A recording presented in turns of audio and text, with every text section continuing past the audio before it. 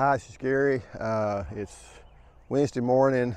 I know we got down to 37 degrees last night. I don't know about the frost. There's not any frost on the car at 8:30, but if you look at these, they look like they've sustained a little bit more damage. But I know I had one person said, "What do you do? Do you cut the stuff off or not?" I think as long as it's just the leaf damage that we hadn't frozen back, like if these stems had frozen back, yeah, I think I cut it off. But I think since it's just the leaves will fall off, and these leaves here below it, they look still good. They still look good. I think they're going to be okay. Now over there, you see a little bit more damage. But honestly, we'll see. And if you did cut back, I don't know how far you cut back, because there is. I know at Deep South Homestead, he always said he cuts them back because you don't want that rot to continue down. I'm not sure it does.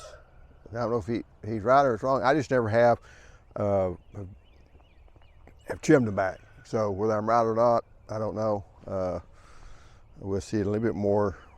With this, I keep y'all updated. It's already happened, so it's not like I can really advise you a whole lot, because I know what I've done in the past. I've not done it, and they did come back. Anyway, let's go on over, look at the other part, get away from them stupid chickens hollering. And like I say, if you look now, the frost is already, if there was a frost, it's already melted. So it wasn't one of those hard frosts that you get up in the morning and it lasts till 9, 10 o'clock. And this first time I've been out here. And like I said, what you're really hoping that all these little plums and stuff survive all this stuff. And like I say, we don't really know right now. And if it killed half the plums out here, that'd be a help, because these plums are way too thick. So now a lot of times on big plum trees like that, I don't thin them, and that's not a good thing. It's just I can't get to them. These over here, like I say, these look okay. Those smaller ones I kind of wonder about. And honestly, what I should have done is I should have roughed up the soil. I should have threw some more soil up on them, and anything I covered with soil would have been okay. But I was busy doing other stuff. And like I say, a lot of these are nipped back. Like one like this, I'm not worried about it at all, because I don't think that. I think that's going to come fine. Look at these little leaves; they're still alive. They'll put out the side shoots and keep on growing. It's not good. And as you can see, the weeds survived. And this here, that beautyberry, and it's a native. It's looks like it might have suffered more damage, or more damage is showing up on it. But the big thing is going to be these here. And I don't know about this one. Yes, and that's going to be kind of a problem, because you get some damage there. And like I say, that one, that's just dirt. Now this one already broke from the wind blowing, and like I say, what I should have done is go ahead and banked up the dirt on it, but I didn't. That one broke and that one broke. I think there's one in there that broke too. So I have to replace those. But like I say, these work pretty good. I will say, I'm gonna check this over here.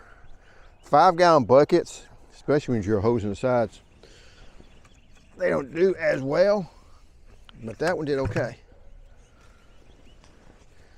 Now this here, I double covered them, because I had holes in these. So I had to.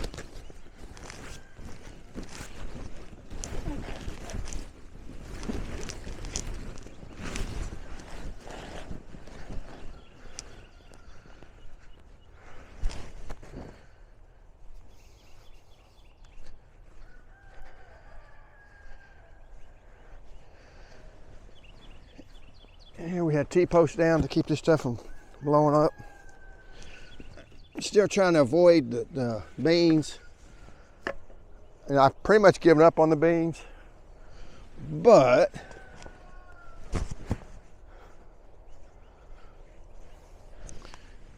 if that middle hadn't died, they could still come back. Do I think that's going to happen? No. But maybe I'm wrong and it does. Now we get one or two beans, like that bean there is fine. That bean there might make it, because you look at the middle, does it die on it? And then the other thing is how much did the frost stunt the plants? So that's the one it blew off of. So that's where they would have all looked if I hadn't covered them up.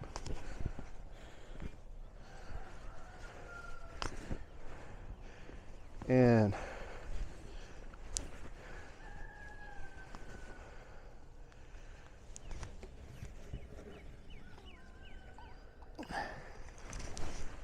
like I say, you get these things beaten down on them, hitting them.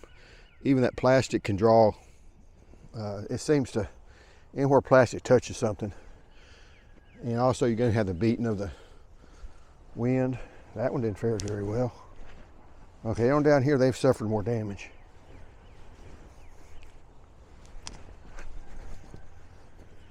If I tripped, they'll suffer even more.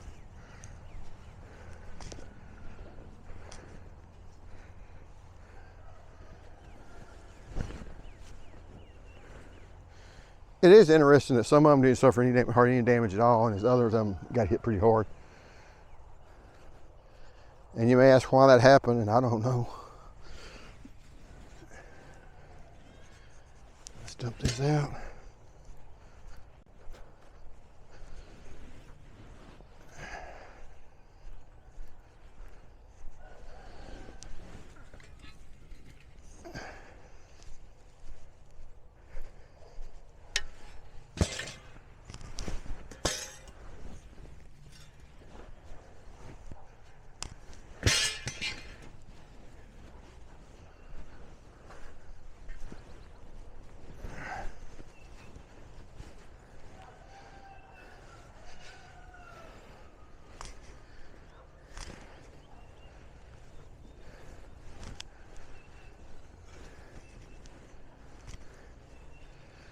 Like I said, I think the weight of this, and I think if you touched it, like I said, why that can suffer so much, you know, it suffered all the way down into here.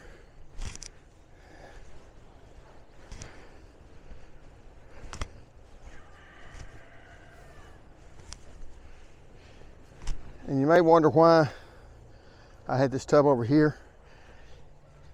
Basically, I didn't want it still does somewhat, I didn't want the plastic hitting the top of the tomato plant.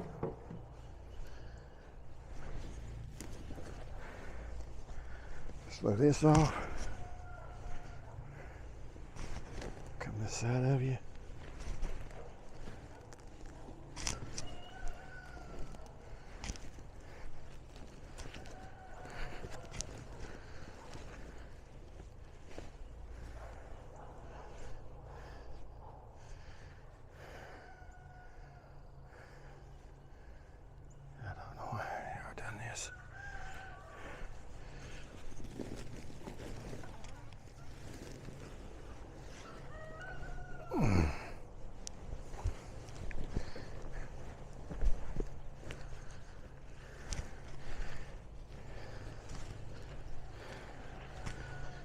Like I say, where the plastic hit it or the tarp hit it, we're gonna have some damage. Now I think these will still come up and do okay. Is it good? No. But if we're starting over, we're gonna start over size tomato like that. So, you know, if you said, hey, we should wait till after the frost or after all chance of freeze is over, that's what you got to start with. That's what you'd be starting out with.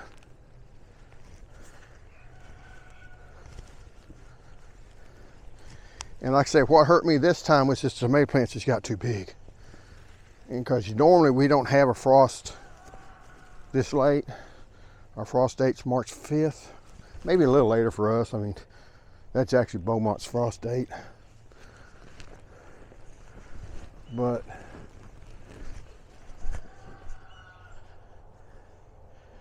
okay, now these here are our other tomato, or the paste tomatoes.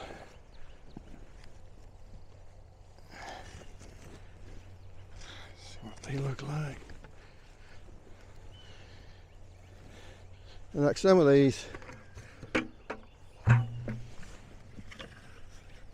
I said, that one broke too, also early, and that broke before the freeze. You can tell that's been under for a little while. That's kind of why I'm gonna get these off now instead of waiting until later in the day.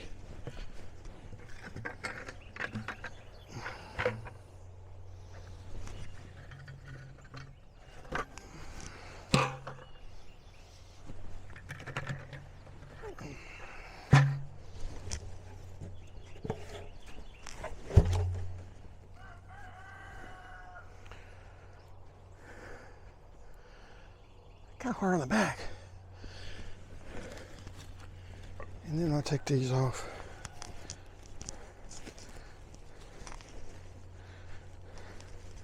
Now those buckets there, I didn't put the stakes on to keep it off. It was just easier to put the bucket on top of them. They were short tomatoes.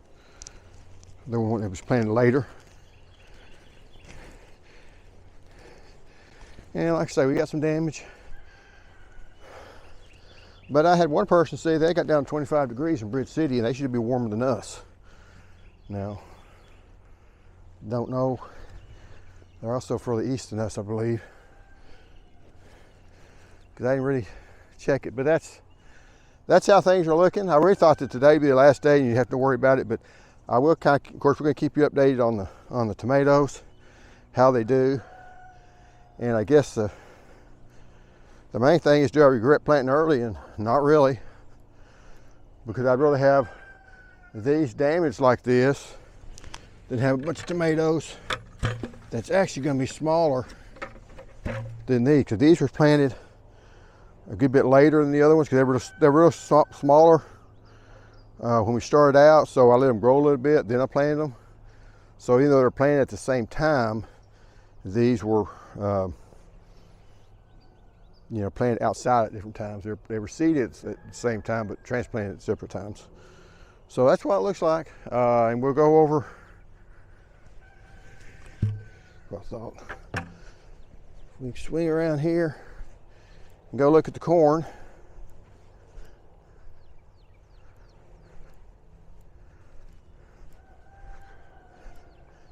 We had plenty of moisture for a frost. But that's not all that you look at in the frost. And the corn's still looking okay. Like I said, it's just halfway through. It's like the end of our shallots is where it's done. So the corn handled it. Now this is going to stunt the corn back. It's going to hold it back. Once this corn gets up about boot high, I'm going to plant the rest of it another variety of corn so they won't cross-pollinate, or won't cross-pollinate near as bad. And that way they'll still be in a block. So there's 5 rows, which is pretty good. When it blows around, it should get almost everything pollinated. So, but anyway, that's how things look, and I'll see y'all next time. Bye.